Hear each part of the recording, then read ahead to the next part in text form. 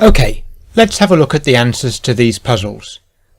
First, let's tackle the easy one. White to play and mate in 1. So let's see where the black king can move. How many of these squares are safe for the black king? The bishop covers f8, but the other squares are safe.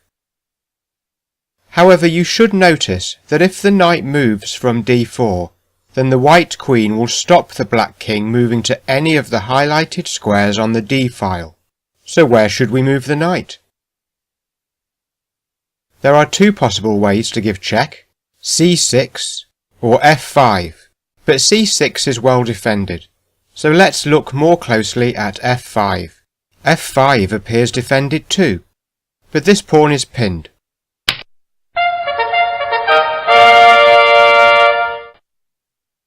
Okay, let's try the medium puzzle. White to play and mate in 2. Let's look at the black king. How many of these squares are safe?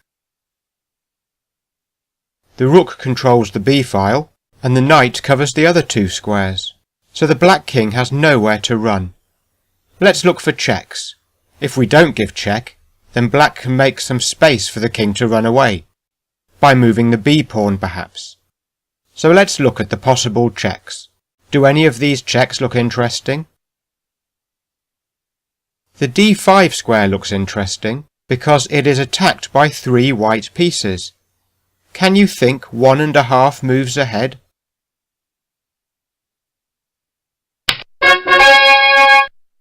Black has no choice and must take the queen with the knight. The queen was sacrificed, but the next move wins the game.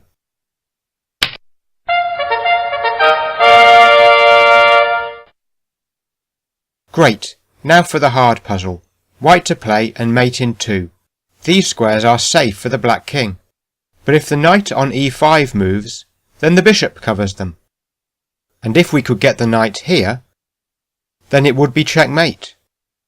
So let's work out which way is best, and see if the plan actually works. Going left looks safer. Okay, the plan is to move the knight to e7 and give checkmate, but black is not in check. Surely black can stop the plan. Pause the video, take a good look around. Did you find any way for black to stop the plan? I didn't think so. It doesn't matter what move black plays. This pawn is pinned, so let's move it back, and move another piece. And now we can complete the plan.